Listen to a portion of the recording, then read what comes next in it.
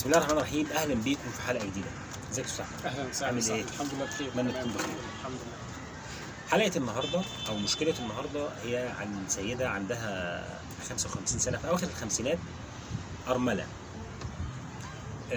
كانت مبسوطه في مع جوزها، وبعد كده توفى من 3 سنين او من 4 سنين، وحست بفراغ بعد ما جوزت بناتها. هي كانت عندها بنتين جوزتهم، فحست ان هي يعني بفراغ عاطفي شويه او بفراغ في الحياه، مش يعني روتينيه. يعني هي شغاله في مصلحه حكوميه وخلاص قربت برضه هتطلع على المعاش، فخلاص يعني حياتها ايه، اصبحت لوحدها.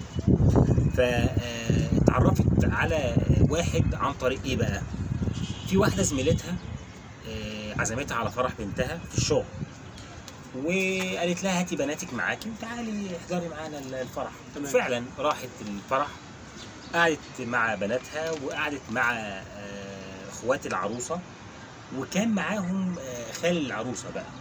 خال العروسه ده كان ايه، سنه في نهايه الاربعينات. يعني هي مثلا نقول 55 سنه، هو قول مثلا 48 50 سنه كده، يعني ايه، قريبين لبعض. قريبين لبعض، بس هي اكبر منه. تمام.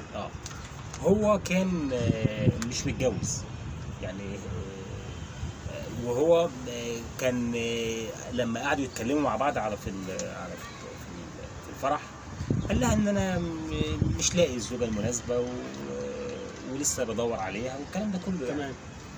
وبدات فعلا ايه، تستميل ناحيته شويه او تميل ناحيته شويه. تمام. هو حاول يستميلها، فهي ايه، مالت في اتجاهه. وفي نهايه القعده حصل تبادل للتليفونات لكله، يعني اتعرفوا على بعض وبتاع. تمام. بعد كده هي جالها تليفون، رساله على الواتساب بعدها بكام يوم كده. قال لها ازاي حضرتك، انا فلان الفلاني اللي كنت معاك، وانا يعني ايه اتشرفت بمعرفه حضرتك. وقعد يتكلم شويه حاجات، وبعد كده ايه، قال لها انت ايه رايك في فكره الجواز؟ انت بتفكري في الجواز ولا يعني ازاي؟ يعني على اساس ان هو عايز يتقدم، انا عايز اتقدم للجواز. هي من جواها الوقت ده صدفت انها كانت عندها الرغبه، لان احنا بنحكي من شويه بنقول ان هي كان عندها الرغبه ان هي ايه، عايزه تخرج من حاله الرتابه اللي هي عايشاها. بالرغم انها كانت بتحب جوزها، بس هي ايه، عايزه برضه في الحياه فبتعيش. تمام. اللي حصل ان هي قالت لي طيب اصبر بس شويه هنفكر وبتاع، وفعلا فكرت.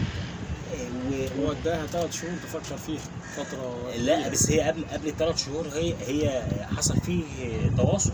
هو حصل تواصل، بس هو فكره الزواج اللي هو عرض. لا، الزواج نفسه لسه تم بعد 3 شهور، انما انا بتكلم على المراحل الاولى هو ما اتجوزوش يا استاذ احمد، هو الزواج ما تمش. انا عارف. هو عرض الزواج عليها، تمام، وهي طبعا ايه، قالت له طيب يعني انا سيبني شويه افكر وبتاع، فقال لها طب خلاص معاكي فتره 3 شهور تفكري. ما هو اللي حصل ايه، لا ما هو في حته، هي اللي حصل ان هي لما اتعرفوا على بعض حصلت مراسلات ولقاءات، على اساس ان هو خلاص هو طرح فكره الجواز من الاول. تمام. فهم خلاص يعني هم دلوقتي قاعدين مع بعض عشان بنتكلم مع بعض في ترتيبات الجواز، او هنوافق او مش هنوافق. فلما حصل فيه قبول، هو قال لها طب نتجوز. قالت له طب بعد 3 شهور ناخد فرصتنا، وانا برضه هحاول اتكلم مع بناتي واشوف الدنيا فيها ايه. تمام. ندي فرصه لنفسينا يعني. تمام. لكن حصل لقاءات قبلها فالمهم، فهي بتقول ان في احدى اللقاءات دي المشكله بقى الاساسيه بقى اللي هي كانت بعت الرساله عليها، انها مارست معاه العلاقه المحرمه في التليفون، بس في التليفون يعني. فبعد ما مارست العلاقه حست بضآلة كده، يعني حست ان هي ايه ده، رخيصه قوي. يعني ليه تعمل حاجه زي كده؟ ده ست المفروض خلاص كمان 2 3 هتبقى لا هي زمان ده ممكن تكون جده، هي ممكن تكون جده، بس هي دلوقتي يعني خلاص على المعاش، يعني قدامها 5 6 سنين. تمام. فحست ان هي ايه، يعني تصرف غير سوي ومراهق منها. وبعد كده لما هي حست بالاحساس ده بعديها وتأنيب الضمير والكلام ده، فاتصلت بيه، قالت له، او هو اللي اتصل بيها. هي رفضت ان هي تكرر الحكايه دي تاني، وبعد كده قالت له احنا مش هنكمل مع بعض، لو عايز تيجي مش هنعمل الحركه دي تاني يعني، ولو عايز تيجي تتجوز يلا بينا نتجوز ونكمل عادي، غير كده انا مش هعمل الحاجات البيضه دي تاني.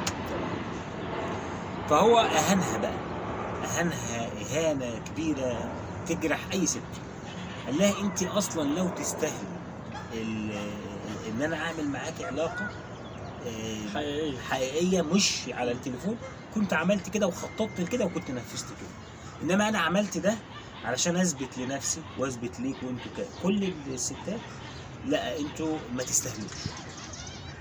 فطبعا هي في حاله صدمه رهيبه وفي حاله يعني يرثى لها، يعني مكتئبه جدا ومش عارفه تعمل ايه، وقفلت باب بقى الجواز خالص. ده احنا في التفاصيل، فانت تقول لها ايه الاول وبعد كده هندخل تباعا في تفاصيل القصه. يعني اقول لها ان طبعا يعني كلنا بنغلط، هو طبعا اكيد خطأ كبير، مطلوب منها انها يعني تراجع علاقتها بربنا، مطلوب منها انها تحاول تفكر يعني حدود العاطفه زي ما احنا قلنا، يعني لازم يكون في حدود للعاطفه. يعني للاسف الشديد فتره صعبه شويه، فتره بقى يعني طبعا بتعيش يمكن لوحدها شويه، بتحكي ان علاقتها ببناتها يا دوبك هم بييجوا يقعدوا معاها حسب وقت الفراغ بتاعهم، فما فيش يعني عندها ما يعني يضايق الفجوه بتاعت يعني الفراغ اللي حصل، الفراغ العاطفي اللي عندها، الفراغ بعد وفاة جوزها بالظبط كده. فطبعا يعني هي بتفكر او يعني الراجل ده جه في طريقه كده طبعا، وطبعا هي اكيد بتفكر ان هي عايزه تتجوز تاني، حقها، مش بنقول انها مش من حقها انها تتجوز ويبقى في راجل تاني في حياتها، بغض النظر عن اللي هي قالته انها كانت بتحب جوزها والكلام ده كله. طبعا يعني الحاجه طبعا العاطفيه او الحاجه الانسانيه ممكن تكون ملحه عند بعض الناس ان هم يعني يعيشوا تجربه جديده، حياه زوجيه جديده، بشر، ما فيش في مشكله خالص في حاجه زي كده، ولكن طبعا لابد ان هي تراجع الحدود بتاعتها، يعني بمعنى اصح ايه اللي يخليها مثلا يعني تنجرف في علاقه بعد الحب وانها مالك للراجل ده، انها توافقه انها تعمل معاه علاقه دنيئه، يعني سوري في الكلمه، يعني علاقه دنيئه على يعني باستخدام التليفون، رغم ان هي مش علاقه يعني حقيقيه، ولكن في نفس الوقت بتظلم تبني نفس هي شخصيه بكل شكل. فلا بد ان هي تفكر كتير جدا في وضعها وفي تصرفها دوت، وتراجع نفسها كتير، تراجع علاقتها بربنا زي ما قلنا. ده اللي انا بنصحها بيه، لكن يعني مش نهايه المطاف، كلنا بنغلط يعني. طيب حضرتك شايف نظره المجتمع للارمله اللي هي عايزه تتجوز وخاصه في سن كبير تمام بتساعد الموضوع ده، ولا بتخليها متربصه فما تقدم على الخطوه ولا ما تقدمش، تقدم على الخطوه ولا ما تقدمش؟ المجتمع بيساعد حاجه زي كده؟ لا، هو خلينا نقول تسرع الارمله في او المطلقه في دخول تجربه جديده، في تصويب حاله هي بتعيشها، انها مطلقه او انها ارمله بدون رجل، يعني ما فيش معاها راجل فعايزه تتجوز، يعني ظنا منها من ان ده بيحسن من يعني نظره المجتمع ليها او يعني وضعها مجتمعيا، ولكن برضه باصول، يعني باصول وبشروط، شروط لا تقلل منها، شروط الاقتران او الزواج بانسان يستاهلها ويستحقها، يكون انسان محترم، انسان سوي في تصرفاته وافكاره. هي لابد يكون لها حدود تكون عاملاها لنفسها في فتره التعارف، يعني فتره التعارف بتاعتنا ما حطتش اي حدود او ما وضعتش اي حدود لنفسها في التعرف على الشخص دوت، انها يعني سابت نفسها خالص، سابت العاطفه بتاعتها تتجاوز كل الحدود، احتياجها العاطفي او الحميمي في الغرف المغلقه لزوجها الشرعي مش لحد تاني، ومش بالطريقه اللي هي تدني من النفس وتقلل، خاصة هو يعني فده في حد ذاته غير مقبول على الاطلاق. يعني فخلينا نقول ان لابد يكون في حدود، يعني حدود العاطفه ما تكونش كده مفرطه يعني بالشكل ده. طب تقدر تفسر لي نفسية وعقلية الراجل اللي هو عمل الكلام ده؟ لان هو عمل الموضوع ده، ويبدو كده ان هو مش دي اول واحده، يبدو كده من اللي هو قاله ان هو مش اول واحده. هنا بقى نرجع ايه اللي يخليه ينكد بحاجه زي كده ليه يعني؟ هنا نرجع نقول زي ما قلت لحضرتك، يعني التحكم في العاطفه، تمام، وان الواحد يحاول كمان يفكر يعني ان مش كل الناس يعني كويسه، ومش كل الناس مثلا سويه.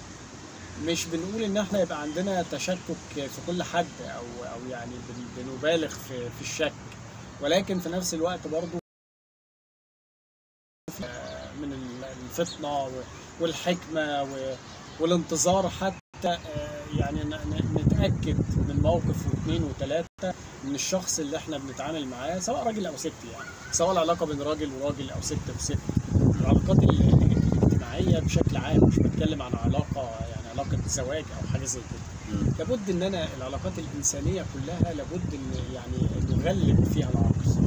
الشخص ده شخص واضح ان هو مر بتجارب اثرت على طريقه تفكيره، اثرت على استوائه النفسي، بدليل ان هو يعني بيحاول ينتقم. يعني هو ده اللي هو قاله ضمنيا وصراحه، يعني قال ان هو بيحاول ينتقم من اي ست بتقابله. فده دليل ان هو تعرض لضغوط يعني كبيره. ممكن يكون هو نفسه شخصيا شخصيته برضه عندها استعداد لعدم الاستواء، او يعني خلل ما، يعني في خلل نفسي ما او خلل اجتماعي ما بعيد عن ربنا تماما. لان مهما يكون عند الانسان من خلل او ضغوط، الدين او القرب من ربنا سبحانه وتعالى ممكن يرجع الانسان. الضمير، وازع الضمير لازم يكون موجود. فواضح ان ده يعني عنده خلل في العلاقه بينه وبين ربنا، بعيد تماما عن ربنا. ادى الفرصه للشيطان ان هو يهيئ له الانتقام كبديل للصبر والانتظار، حتى يلاقي تعويض مناسب عن ظروف هو عاشها صعبة قدريا يعني، وكلنا معرضين. لكن بالصبر وبالإيمان بالله، وإن ربنا سبحانه وتعالى هيعوضنا في يوم من الأيام، وإن يكون عندنا صلة قوية بربنا سبحانه وتعالى. الوازع الديني ده يا أستاذ أحمد مهم جدا. تنشئة الأبناء من الصغر لابد تكون فيها توازن. علاقتي بربنا، علاقتي بالناس، علاقتي بالآخر المختلف عني، واخد بال حضرتك؟ فكل العلاقات الإنسانية دي كلها لابد يكون فيها نوع من التوازن. لكن هنا واضح ان هو عنده خلل، واضح ان هو عنده تربص، واضح ان هو عنده احساس بالقهر. فهو بيمر بضغوط نفسيه كبيره، يعني هي اللي وصلته للحاله. لكن هنلوم عليها لان هي يعني افرطت في يعني هنقول يعني تسهلت بسهوله او اسرع بشكل سريع، او بالظبط كده. خلينا نقول حاجه ثانيه او حاجه معاها يعني مكمله. في مقوله احد الصحابه بس انا مش متذكر اسمه، يقول لك ايه؟ ان الثقه قبل الاختبار جهل. الثقه قبل الاختبار جهل. اللحظه دي كده هي وثقت فيه بدون اختبار، فادي النتيجه. دي حقيقه. يعني معنى ذلك ان العلاقات عموما، سواء جواز او سواء علاقات انسانيه كده عاديه، اصدقاء، لازم يكون في موقف واثنين وثلاثه على سبيل الاختبار للشخصيه، بتكشف ان هل هو جدير بالثقه اللي انا حاسسها له ولا لا. ده هي وثقت فيه وحبته وبسرعه خلاص وافقت ان هي تتجوزه. بس بعد ما يعني بعد في نفسه للاسف الشديد دافع موافقتها على جوازه او انها يعني تتجوزه اذا كان عايز، بعد ما اخطأت الخطأ ده في حق بعد ما هي رسبت في الاختبار. هو عمل الموضوع عكسي بقى، هو اللي اختبرها فما وثقش فيه. هو مش اختبرها، هو انا يعني ضد تماما ان هو اختبار منه، لان هو اختبار دنيء. اذا كان اختبار فهو مش اختبار، ولكن هو انتقام. يعني هو وازع الانتقام اللي عمله ده دليل على الضغوط النفسيه الرهيبه اللي هو بيمر بيها، الخلل في شخصيته اجتماعيا كمان، وتربيته اللي هي بعيده تماما عن الدين، بعيده عن قرب ربنا سبحانه وتعالى. فهو يعني انسان بينتقم على طريقه طبعا فيها خلل كبير. فانت ايه اللي يخليكي تثقي زي ما حضرتك قلت كده ثقه عمياء وثقه مفرطه وفي غير محلها، انها توصله لدرجه ان هو يستغلها ويعمل معاها علاقه غير شرعيه تليفونيا حتى كمان يعني، وكمان يعني يقلل من شأنها ويقول لها انت ولا حاجه، وانت حاجه بالنسبه لي، كنت عملت كده بجد وكنت هعرف اوقعك. يعني معنى كده ان هو ممكن يكون عمل كده بالفعل برضه، وارد بشكل بالتاكيد مش علاقه اول مره كامله حقيقيه على ارض الواقع، يعني ممكن ده يكون حصل محرمه. فده طبعا يعني في حد ذاته هي افرطت يعني الثقه فيه. طيب في وجهه نظرك يعني تجاوب بقى على النقطه الاساسيه، هي دلوقتي عايزه تلاقي نفسها تاني، او ان هي عايزه تعمل ايه عشان ضميرها يرتاح، لان ضميرها مش مستريح. النقطه الثانيه، هل هي تقفل الباب في فكره الجواز اصلا بعد الموقف ده؟ تمام. ان هي برضه ممكن الله اعلم، ان احنا كنا قلنا حاجه زي كده يعني، الله اعلم ممكن هي دلوقتي عندها 54 سنه ولا 55 سنه، ممكن تعيش لحد ال80، عايزه ونيس، عايزه تقعد كل ده سنين، والله اعلم بالسنين ماشيه ازاي. دي حقيقه يعني. فهل هي تقفل الباب ولا ما تقفلش الباب؟ وكفى الله لا، انا وجهه نظري الشخصيه ان هي يعني بتعيش حياتها، من حقها انها تعيش حياتها زي ما هي عايزه، وتستمتع بحياتها زي ما هي عايزه، وتواجه احتياجاتها الشخصيه. هي يعني إنسان احتياجات شخصية، لابد إن هي تواجه حاجاتها الشخصية، تشوف هي محتاجة إيه بالظبط في حياتها الباقي من حياتها، تستمتع إزاي بحياتها بس بشرع ربنا سبحانه وتعالى، في يعني وازع الدين دايما هو اللي بيحركها، تحافظ على يعني هيبتها ورونقها ووضعها بين أسرتها وبناتها، ويعني ده مهم جدا، والعادات والتقاليد.